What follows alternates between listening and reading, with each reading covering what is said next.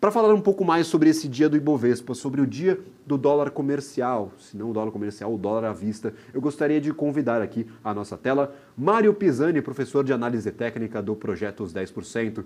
Mário, muito obrigado pela participação, é sempre um prazer recebê-lo por aqui. Pô, o prazer é meu, Gabriel. Muito boa tarde a todos. Prazer estar aqui junto com vocês. Vamos lá, vamos analisar os gráficos. Mário, a Fitch apareceu, deixou uma bomba na nossa porta e sumiu. Falou um abraço para vocês. Lidem com essa informação. Uma revisão para baixo do ranking de crédito, do rating de crédito dos Estados Unidos. Ainda é um rating alto, no entanto, apontando deterioração no cenário fiscal para 3 anos, apontando essas dificuldades na negociação do teto da dívida norte-americana, inclusive motivando reações não tão agradáveis das principais autoridades. Nós temos um dia negativo para os Estados Unidos, dia negativo para a Europa e para a Ásia, como eu mencionava, mas o Ibovespa perde menos valor. A gente já chegou a operar a patamares menores do que neste momento aqui no nosso BMC Stock. Qual a sua avaliação desses 2 dias do Ibovespa? Nós tivemos praticamente aí 2 dias negativos para o Ibov. Ontem negociamos com forte queda, fomos reduzindo ao longo do dia. Parece que o cenário se repete no dia de hoje. Abrimos com bastante queda e fomos reduzindo pelo menos até este meio de dia. Qual a sua avaliação? Ainda estamos no 120.297, ou seja, cai e não sai desse 120 mil. Sim, eu vou compartilhar a tela aqui junto com vocês. Fique à vontade, Mário, por favor. O cenário para o índice Bovespa, né, ele é positivo por conta aí do que acontece aqui no Brasil e também aí pela decisão do Copom de hoje. Então, até agora no gráfico, a gente, por mais que lá fora está passando por um estresse gigantesco, aqui a gente tem todas as condições ainda para o lado positivo. Inclusive, o índice Bovespa não perdeu o suporte importante ali na casa dos 119.680, média móvel de 20, média móvel de 50 períodos. Ambas aí apontam para cima ali com bastante força nessa movimentação do Ibovespa. Inclusive, eu vejo que se não fosse esses últimos 2 dias, né, que acabou vindo notícia negativa lá dos PMIs, da nota de crédito dos Estados Unidos, muito provavelmente aqui a gente já estaria até rompendo essa resistência aqui do índice Bovespa, porque as nossas notícias aqui, elas são boas. E o gráfico também tem aqui um apontamento forte para o lado positivo. A gente ainda trabalha com a estimativa do alvo dos 125 mil pontos. Caso as coisas aí melhorem lá fora e aqui as notícias aí corroborem aí no dia de hoje, principalmente para a mais alta do índice. Maravilha, todos estamos esperando, aguardando. Lembrando, qualquer coisa que não seja a queda de juros será mal vista pelo mercado, pelo menos olhando para as expectativas. Nós discutimos agora a intensidade, serão 25 pontos base, 50 pontos base, mas praticamente todas as instituições aqui que representam os setores no Brasil estão cobrando por essa queda e já projetando para esta reunião uma queda na taxa básica de juros. O Haddad deu uma entrevista hoje pela manhã, cobrou 50 pontos base, diz que há espaço para essa queda, então aguardemos, Mário, vamos ver se notícias positivas vêm por aí aqui para a nossa economia brasileira. Quem sabe não sejamos surpreendidos com uma manutenção da taxa Selic, e aí sim eu quero ver aí o Ibovespa reagindo a essa notícia. Aí ele cai tudo ali. Exatamente. Aí cai Mário, tudo. eu não sei o quão relevante será essa intensidade, pelo menos quando você olha para o mercado. Você prefere olhar mais para comportamento ou essas notícias elas costumam entrar no seu radar, pelo menos para acompanhar o que está acontecendo com a economia aqui para tomar decisão de investimentos? A gente está discutindo 25, 50, talvez uma notícia ou outra traga mais ou menos ânimo para o Ibovespa.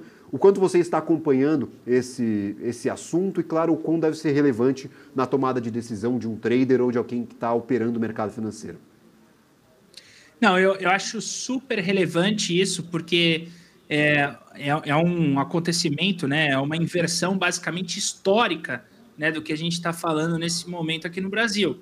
Então, a gente vai sair daquele patamar onde a gente está tendo um aperto monetário para um afrouxamento. Então, se caso venha frustrar essa expectativa, né, eu diria para você, o índice Bovespa ele vai ter uma reação extremamente negativa, vindo aí de muitos papéis. Né? Até projetaria o inverso desse movimento aqui para baixo, numa situação como essa, falando do índice ali na casa de 110 mil pontos, tá? Então, eu acho que a notícia de hoje é super importante. Eu faço sempre a avaliação dos principais papéis e, principalmente, os papéis que têm reação maior a juros, eles estão num cenário ali para reversão bem interessante, né? Ou seja, eles foram muito prejudicados.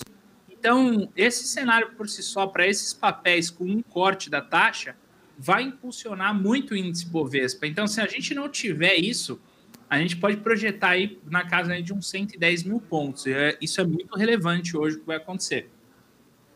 Maravilha. Olhando para um dos outros gráficos que o trader observa todos os dias, a gente fala de índice, mas também ligado ao índice tem a moeda norte-americana, o câmbio, o dólar.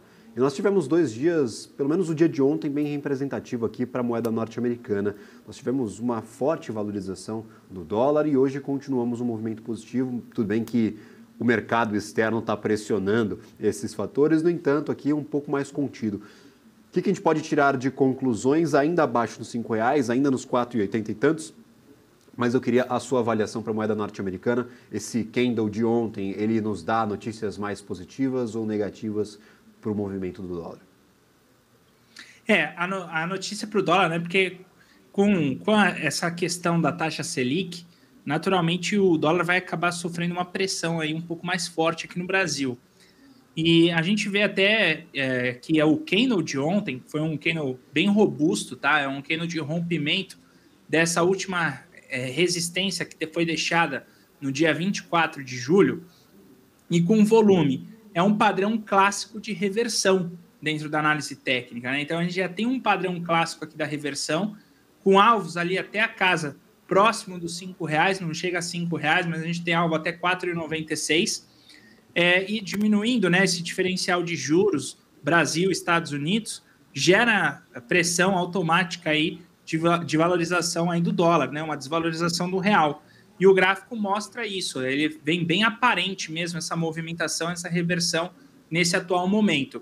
O que eu estou de olho aqui é saber se ele vai conseguir respeitar essa média móvel, que aqui a gente tem a média móvel de 20 períodos.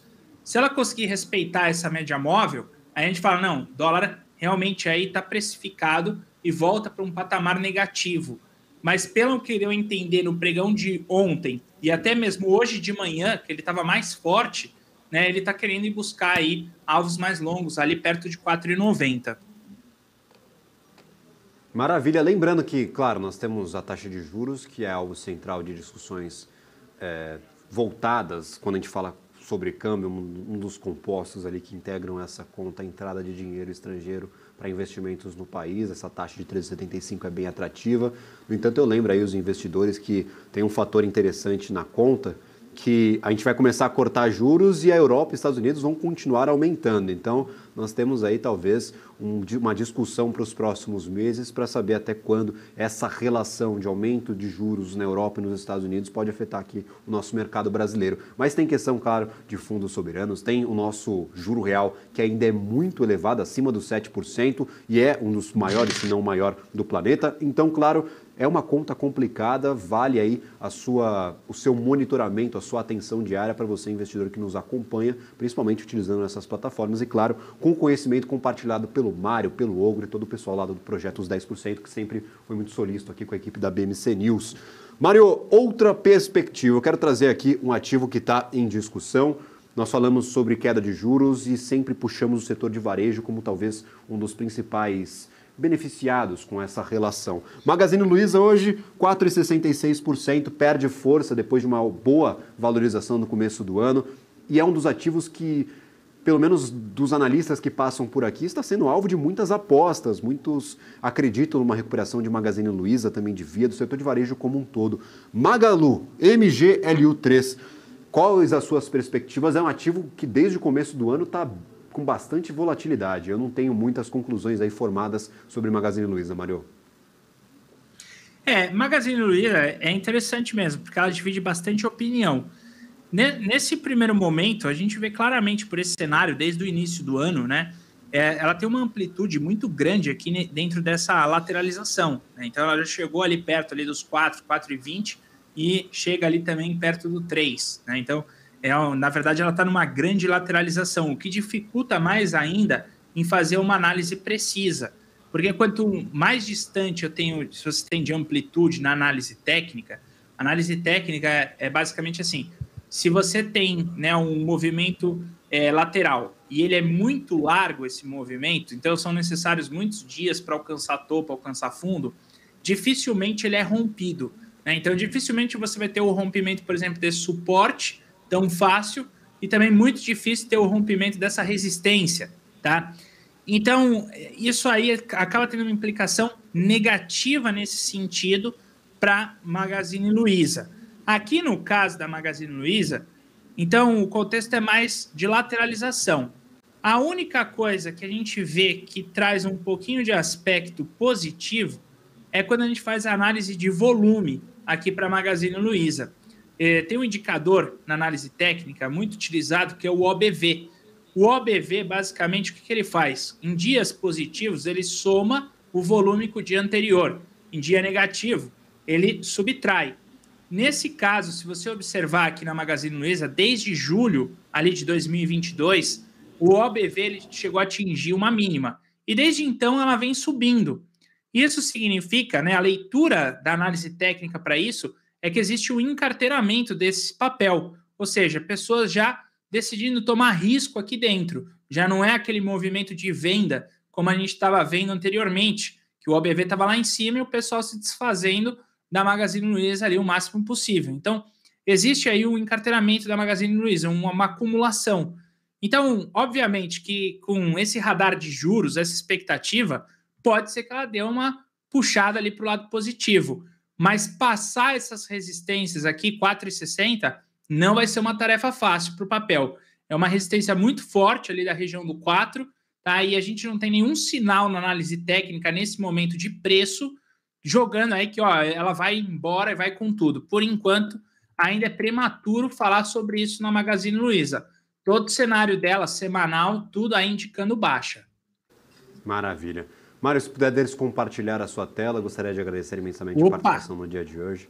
É sempre um prazer recebê-lo aqui no nosso BMC Stock, na nossa programação ao vivo. E, claro, agradeço imensamente por dedicar parte do seu tempo a conversar, não só comigo, mas com também aí todo mundo que está nos assistindo. Pô, Gabriel, fico muito feliz. É um prazer sempre enorme estar aqui. Sempre que precisar, as portas aqui também do projeto estão abertas aí. Vou deixar um abraço aí para vocês em meu nome e também em nome aí do Ogro aí para vocês. Maravilha.